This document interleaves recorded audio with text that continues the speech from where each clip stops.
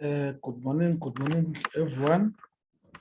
This is a presentation by Lwazi Rotya on an ideal history teacher.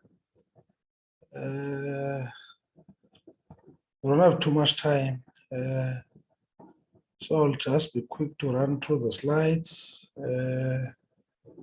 and equally attempt to move fast as I can, so that we're able to go through the content as prescribed by our historical thought.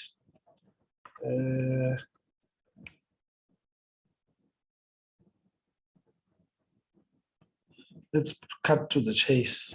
The presentation, as I said, it's by Mr. Lwazi Rotya and on an ideal history teacher.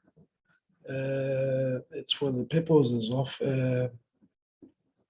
stadio, higher education,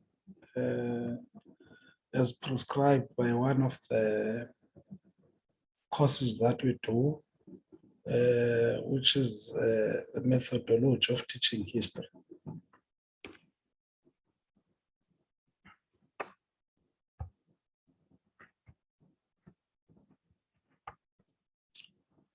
The presentation content will be as follows. We'll have an introduction, which is the meaning of teaching history, the pedagogy of teaching, qualities of a good history teacher, storytelling, thematically teaching, lifelong learning, history teacher as a researcher, and we also went through the interviews of experienced teachers in relation to the content, our content today, which is an ideal history teacher. Then we will just summarize the presentation as part and parcel of the conclusion. When we are to begin, we will deal with the meaning of teaching history and open the presentation with what a certain Mr. John Tosh argues, that citizens require critical historical knowledge to be informed members of the body politic, to formulate views and opinions that are grounded in evidence. He further argues that the meaning of teaching history differs from one individual to another, but he also puts an argument that says the meaning is to help individuals and societies to understand the world, why our society is the way it is, and the value systems and the practices that have shaped the society. So according to Tosh, the meaning of history teaching differs from one person to another. There are various issues. For example, the issue of society, where one comes from, derives the thinking, the thought process in relation to history teaching. And equally, what he also puts as an argument is that we must be able to grasp and understand how individuals have been able to shape society in the past, so that we're able to understand the today's world and why our society is the way it is today, the value systems that are there, the norms that have been able to shape our current societies. So in the main, Tosh argues that the argument that he puts to the fore for me makes sense, because in order for us to be able to understand what does it mean for one to teach history, we must be able to derive it from the background of that person. We will continue with our introduction by having various questions that are normally asked by people whom we feel that they do not understand why history must be taught in schools. Why must we be doing history? Why must we be frustrated with the thought process of history? Some of the questions that are being asked: why on earth does it matter what happened a long time ago? Why are we studying about the rise and fall of the Roman Empire?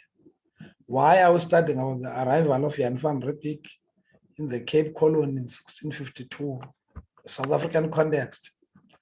Again, as a history teacher, as a person who must be able to defend the thought process of history, why history must continue to be studied in our schools, why is history an important subject in our schools? There is a simple answer that we've derived in some of the historical books that we've been dealing with in previous years. That there is a saying that says history is inescapable. You cannot escape history. Today's world is a precursor of historical events. Past historical events have been able to shape the current society. For instance, if you talk about, for example, the rise and fall of Rome or the Roman Empire, if you look at the present governance structures, we derive our common law from the Roman Dutch law, which was implemented in Rome in the Roman Empire. We derive our governance structures and governance systems from the Romans. So that is why it is important that we must go back to Rome in order for us to understand why our government structures are the way they are today. It's a simple matter of that understanding. When you want to understand the demarcation of South Africa, its provinces, its history, issues of mineral revolution, you'll go back as far as 1652 on the arrival. For instance, if you want to understand how Xhosas lost their land or how indigenous cultures or people in South Africa lost their land in 1913, and why are we today talking about the land question in South Africa? You must go back to 1652. So these are the issues that are being raised in order for us to be able to understand what does it mean to be a history teacher? What is the meaning of historical of teaching history? So it's on those bases that we are able to understand issues related to history teaching. Again, John Tosh argues that citizens require critical historical knowledge to be informed members of the body to formulate views and opinions that are grounded in evidence. Now, again, it goes back to history is science. History is science in the sense that it must be evidence-based. As we continue with the presentation, we are going to be able to deal with issues of evidence and how a good history teacher must be able to present such issues on the learners. John Tosh also further argues that the meaning of teaching of history differs from one, as we had prescribed, as we had said it before. It differs from one person to another person. We had already explained the argument in saying that the person's background might be a true determinant of why are they teaching history the way how did they fall in love with history. That's just a case in example. Again, historical thought is vast. History is unlike any other subject. It can be used as a tool to destroy communities and societies. It's a tool that can be used to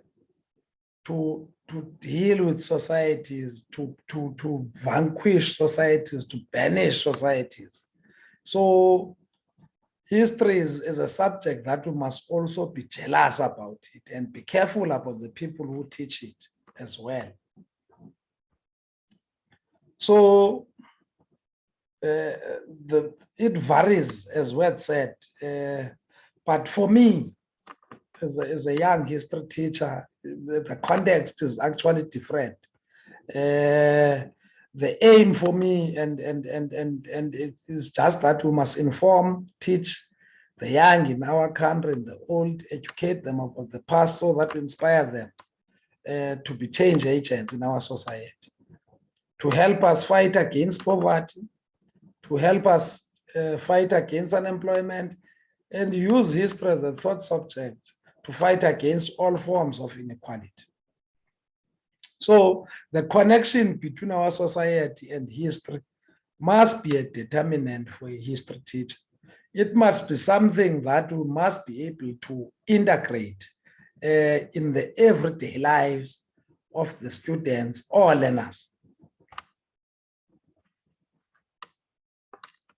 The pedagogy of teaching. How does it relate to history teaching? We're going to come closer and make you understand how does pedagogy of teaching relates to an ideal history teacher. The pedagogy of teaching is an approach to teaching. It is a theory and practice of learning, and how this process influences and is influenced by socio-political and psychological development of learners. There are 5 pedagogical approaches that we will deal with in this presentation. Namely, there are constructivist, collaborative approach, integrative approach, reflective approach, and inquiry-based learning. Some people know them as the 2 C's, the 2 minus 2I equals to IR.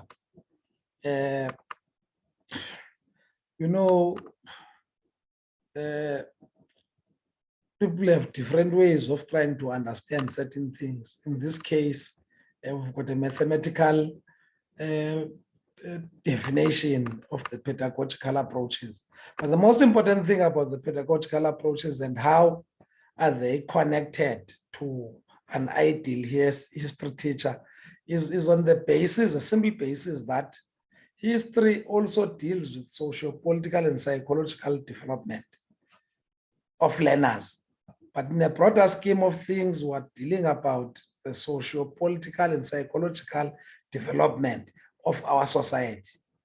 Now, without history being an imperative or an issue that we can raise to our learners, it means that our society will not develop into what is prescribed within the rule books in mostly of the countries that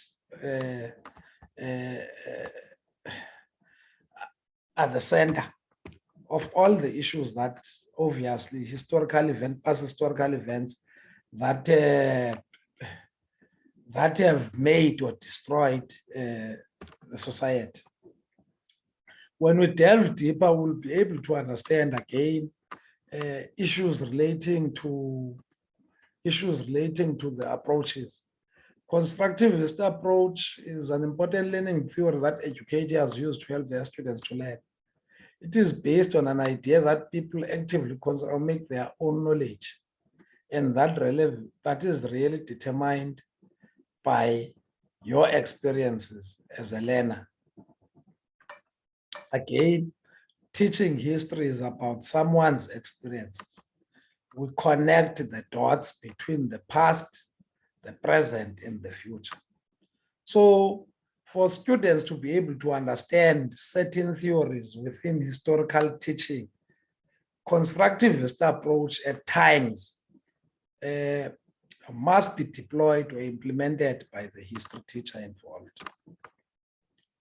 Collaborative approach stems from the process of rhetoric and composition. It believes that students will better engage with writing and critical thinking and revision if they engage with them. For instance, there is no way that we will teach history without group work. Group work is like hand and glove with history for learners.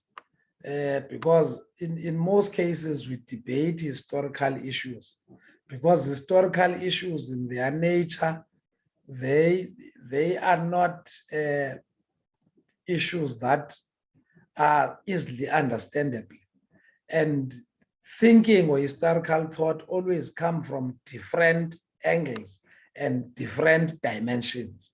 So it's quite important that we must be able, for instance, when we're about to debate the 1913 Land Act in South Africa, for example, we're able to understand why the white people took a decision to leave 13% of the land to the natives of the country and take the majority of the land for themselves. We must be able to grasp and understand the wars of dispossessions against the Zulu, the wars of dispossessions against the Pedi, the wars of dispossessions against the Xhosas. So for us to be able to grasp those historical events, it's quite important that students are able to engage, students are able to form groups and debate some of these issues. Equally, for instance, when you speak about the notion of the Xhosa losing their land, there is a very interesting story of Non-House. The Non-House story, whether people want to believe it or not, the story is there. Now, students are able to debate such issues when we're using this approach. Integrative approach, we deal with theoretical knowledge, practical skills, and self-regulation are matched. An example of integrative is involving students in citizenship and community projects. For instance, we might find a popular struggle in a learners community where there is an issue that must be debated in class, that must be resolved, that becomes a problem to that student. So when you're teaching history, you must be able to deploy that strategy as well, depending on the context, time, and space. Reflective approach. This one, the approach mainly deals with the teacher and how he reflects, how he attempts to observe professionalism and the behavior that was deployed in class. It also deals with the improvements on historical teaching by the teacher involved.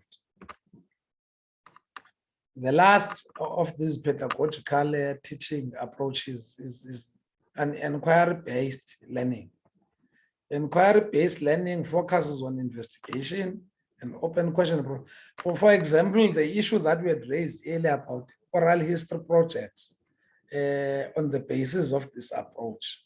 It engages the learner, it involves the learner. The learner is the one that makes historical inquiry in relation to that. Moving swiftly, we'll look at qualities of a good history teacher. Obviously, being an educator, being a teacher, being a facilitator, communication skills are very important and key. We cannot do without communication as history teachers. We must also be able to listen. Listening is virtue. We must be able to also collaborate with students on various projects so that we are able to get the best out of them. We must be able to adapt as well to conditions, material conditions on the ground, which always dictates how we must be able to move in classes, issues of classroom management, issues of attention to detail of students. And we must also show empathy and patience as well to the learners. So these qualities are not limited to these ones, but for the purposes of this presentation, the qualities that are presented are the ones that we have identified. Again, when we talk about a good history teacher, we must be able to understand that storytelling is a prerequisite. Story narration, a good narrator, it makes a good history teacher.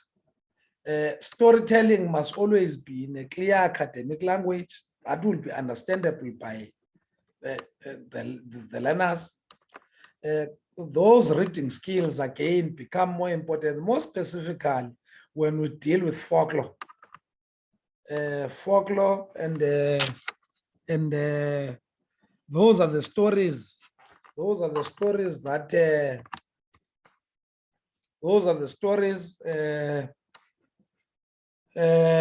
that are meant to preserve the culture in our society. It also involves teachers organizing plays and costumes for students to enjoy the subject of history. When we talk about thematical teaching, again, that makes a good history teacher because it's innovation, it's creativity. It's when learners, when they believe that history is a boring subject because of the high volume of content and notes, that's when the teacher is able to infuse cartoons, infuse plays, infuse sketches and drawings, so that learners do not become bored in class. Learners do not become bored about Mr. Rotya arriving and talking about French Revolution day in, day out, without even making reference to things that they understand, that we can make history to be a fun subject. Lifelong learning. We normally say history is timeless. Vladimir Lenin once argued that the duty of young people is to learn. We also say that the duty of history teachers is to learn, learn, and learn. History is inescapable, as argued by Tosh. Learning becomes a prerequisite if history is inescapable. Lifelong learning and history teaching are hand in the glove. Historical inquiry is about research, research, research, research. History is a scientific study of the past, meaning that research is the cornerstone of historical teaching. The new body of history, which underpins historiography, is what is called oral history. Oral history is a branch of history that relies on investigative inquiry. It relies on face-to-face interviews, and it is concerned with undocumented historical events. It deploys and engages the history teacher together with learners on researching historical events. Again, if we do not research, we don't become good history teachers. We must be researchers for us to be good history teachers. Again, we had time to go through the interviews of experienced teachers placed on Canvas, which is our SI in Stadio. One of the teachers who's been teaching history for the last 10 years has mixed emotions when sharing experiences. Again, history is not taken serious. Learners do not see the point of studying or learning about the past. One question that cropped up was, how does the decolonization of Africa bring food to the table? How does learning about Hitler resolves the issue of poverty and unemployment in our country? The experienced teacher was tactically flexible to deal with such questions.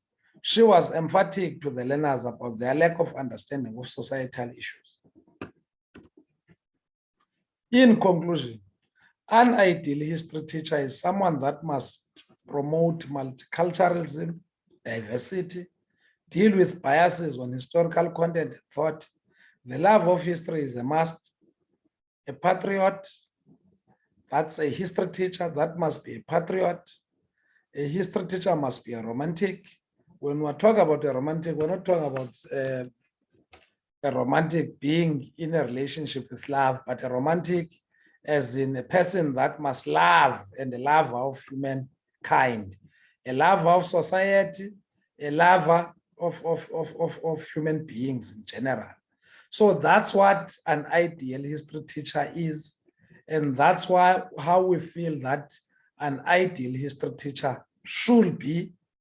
And I wish to thank you.